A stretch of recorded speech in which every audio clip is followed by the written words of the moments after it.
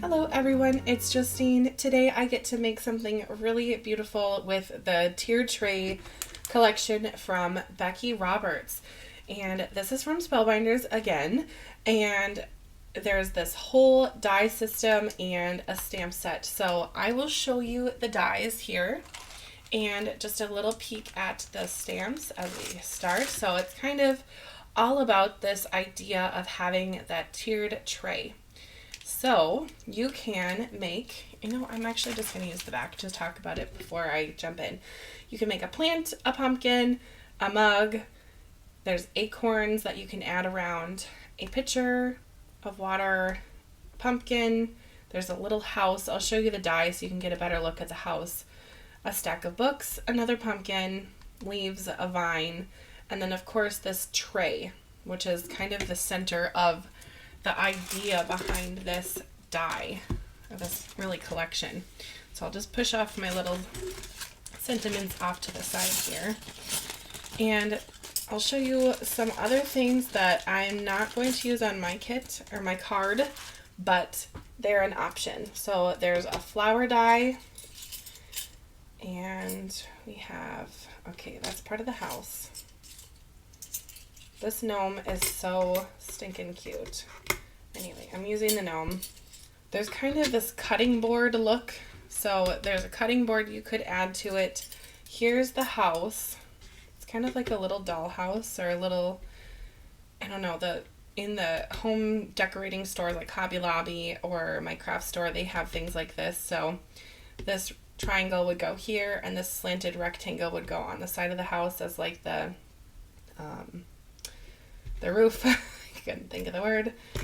And there's also this, I'm not sure what these are called, but it's kind of like a letter board where you put in the letters, and it really, I think it would be kind of neat to stamp the Home Sweet Home right on there.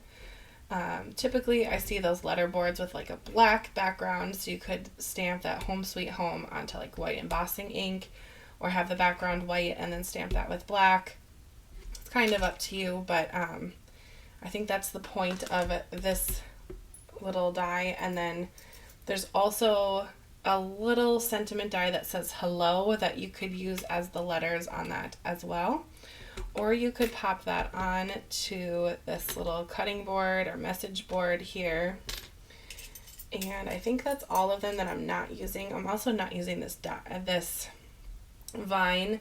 Not that I don't like it, I just kind of didn't want to make my tray super crowded, but yes, all of the other ones here I used. So I'll just go through them. There's the background gnome. There's the bottom tray, the vine, the top tray, the pitcher, the mug.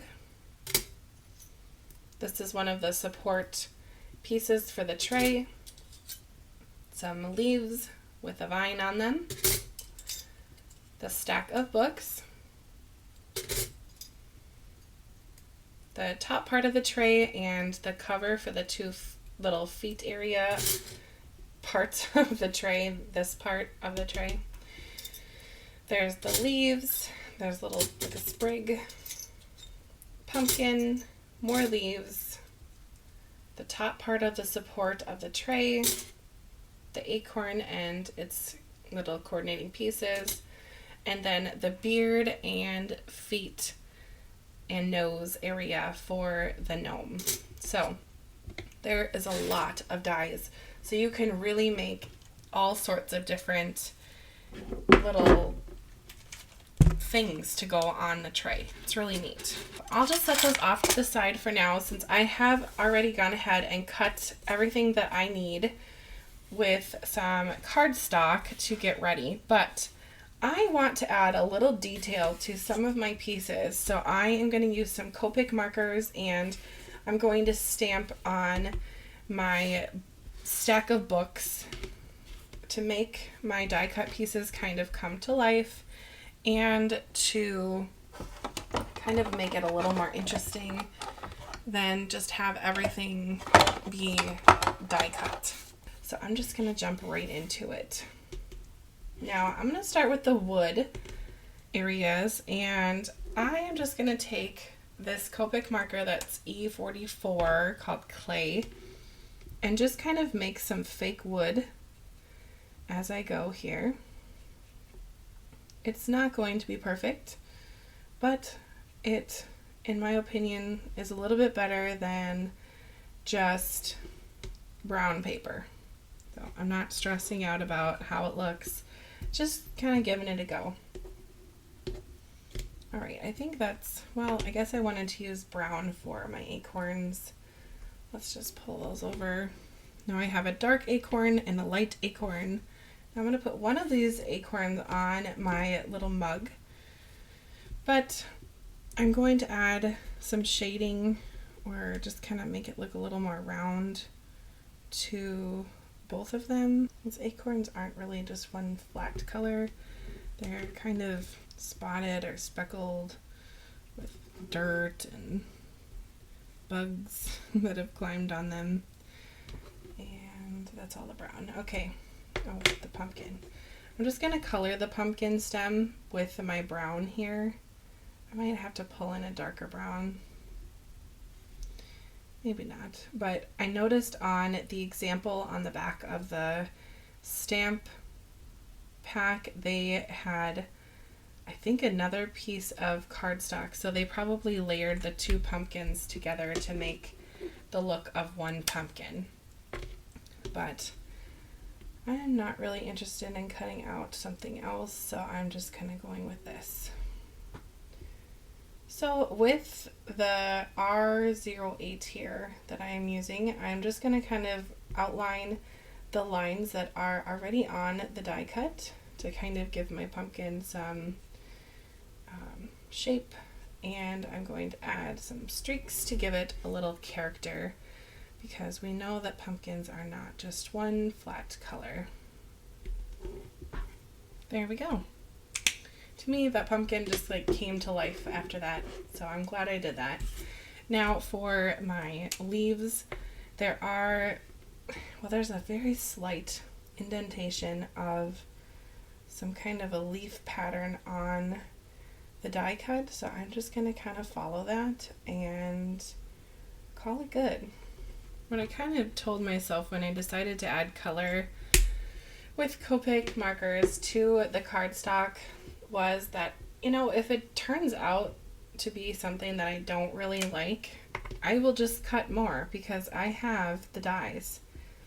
So if you're ever nervous about kind of like wrecking something, I would encourage you just to try it, because what's the worst that could happen? Okay, you have to cut out another pumpkin or another leaf.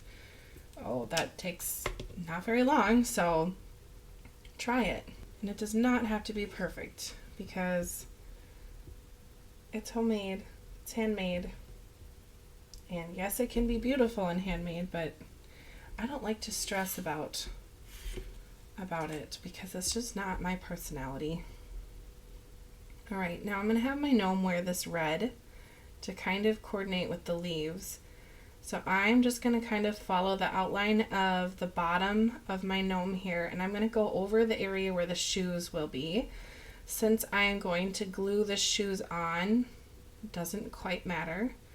I'm also going to be gluing on the beard, so I'm not being very picky about the line there with the beard, but I'm not going crazy all over it, but just being mindful that the beard will go there. Then I'm going to stripe up his hat. So I'm going to use this red color, which is R39, and just start making some stripes. Then on the other stripes, I'm going to use the same orange I used on the pumpkin to hopefully tie those two pieces together of the gnome and the pumpkin, and just to kind of coordinate. I'm actually just going to hold it as I color because I want to make sure I get the edges of the hat. So I'm just going to kind of do one of those movements. Great. Let's coming together. All right. My beard is just going to go right on top, so I'm not going to color that. Now the shoes, I forgot to pull out a dark gray. I wanted to use something that would kind of go with the tray, but not too much. And the tray, it's kind of like a green gray that I chose to use here. So maybe I will use, okay, I'm going to pull out a neutral gray, which is N05. Okay, now with my mug, I'm going to have an acorn go on it, but I do want it to kind of have that rounded look. So I'm going to take this color, Duck Blue. That is a funny name. Okay, it's the Blue Green 49, and just kind of add some flicks on the sides to kind of give it like a rounded look. I might even have to pull in a lighter blue here. I think I will, just to kind of blend out the flecks. Blend. Okay, it's really wet, so it's going to dry here in a second, and maybe it will blend. Okay, it's doing what I wanted it to do, so that's good. Okay, my acorn's going to go in the center, so I'm not too concerned about fussing around with the cup. Now for my planter, this piece is going to be glued on top.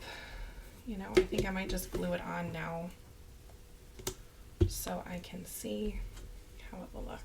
For gluing on my pieces, I will be using this liquid glue, Barely Art liquid glue. It's my favorite. I have it linked in the description. It's from, well, they sell it all over, but Spellbinders does sell it. So if you're interested in your crafty reward points, pick it up from Spellbinders and get rewards. But it's the best glue that I've used as a liquid glue. So if you're looking for one, go ahead, try it. When I first started using it, I was using art glitter, which I also really like, but it was really expensive and I could not find it in my area and any shops. So I thought, well, okay, I'm going to try this Barely Art glue, and I really like it. Plus the bear is just, how cute is that? It's adorable. And I've used refills before and I've not had any issues with it. I even have a small glue bottle somewhere on my desk here of the Barely Art glue that I've used, but it's just not the packaging, the official packaging. It's just the little glue bottle. So now that all of my pieces have been colored, I'm going to put my tray together. So I'm just going to assemble this now. Let's see, I'll just start with the bottom and maybe work my way up. Maybe that won't work out, but let's start with the tray maybe. We'll say that. Use my gem picker here to help me pick up these little pieces quickly. Lovely. So there is my tray. Good. Now I just have to put the rest of my card together. Okay, this time I'm going to color first. So I'm going to take this pearl white and color all of my books, this pearl white color.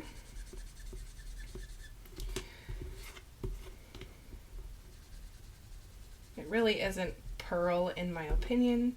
It's more of a tan cream. Then I'm going to just kind of hit the spines of the cover and the cover of the book on top a little bit more than the page part. So it's really colorful. So it's a little darker. Okay, that already looks pretty vintagey. And then I'm gonna go in with Cotton Pearl. This is usually the color I use for like the gnome noses and things like that. So it's kind of more of a peachy color. And just give the books a little bit of love. Look like they've been around a while, you know. Alright, I am happy with the way that the books turned out. Next, I need to add the Home Sweet Home sentiment once again. My book stack, I do not have to worry about this ink interfering with my Copics. So I will just stamp it once again. Now the trick is I have to line this up because there's really no going back on this. If it doesn't work, I'll have to cut another book. I really don't want to do that, but I guess if I need to, I will. Ta-da, it worked. Great. I'm going to kind of tuck things in under this little opening for the tray, but I don't want to lose the sentiment Home Sweet Home, so I'm going to just kind of center it a little bit more this way.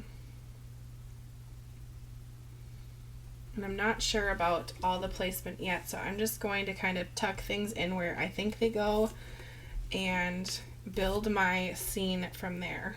But to do that, I need to have some things glued together first. Gnomes are so in right now. They are just like everywhere. All the stores.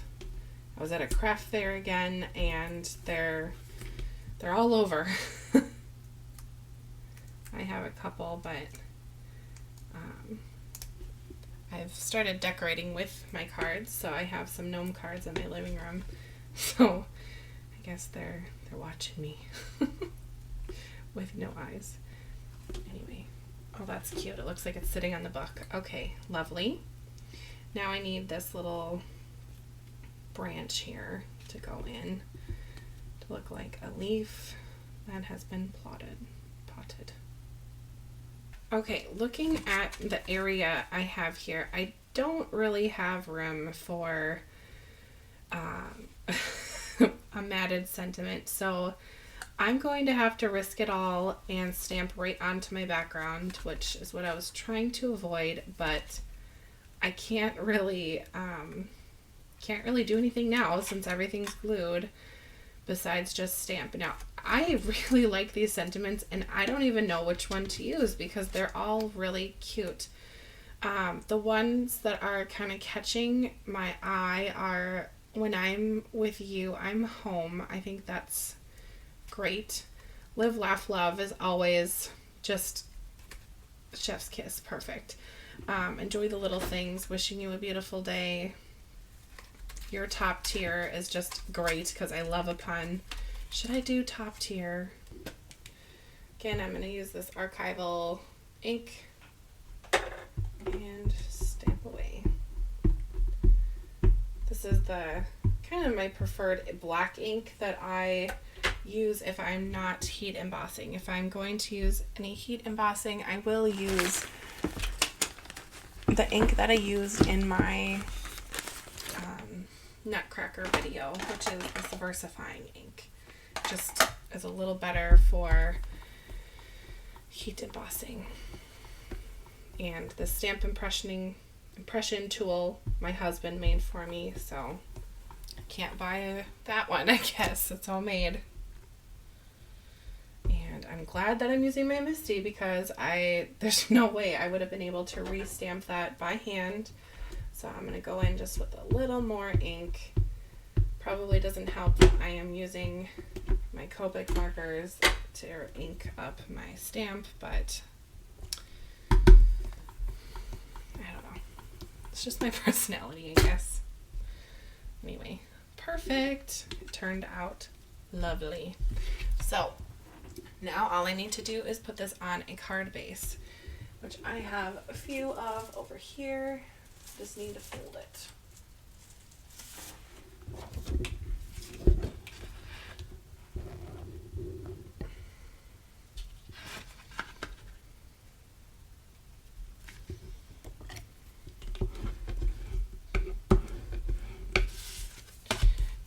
As I'm gluing, I guess I might as well just talk about card bases and things because I use a lot of card bases because I make a lot of cards. So I buy card bases from either Hobby Lobby or Amazon in bulk, and they come pre-cut, pre-stamped scored, and I use this Teflon bone folder just to kind of give them that hard, firm crease, and that's it. I have made a lot of card bases in the past.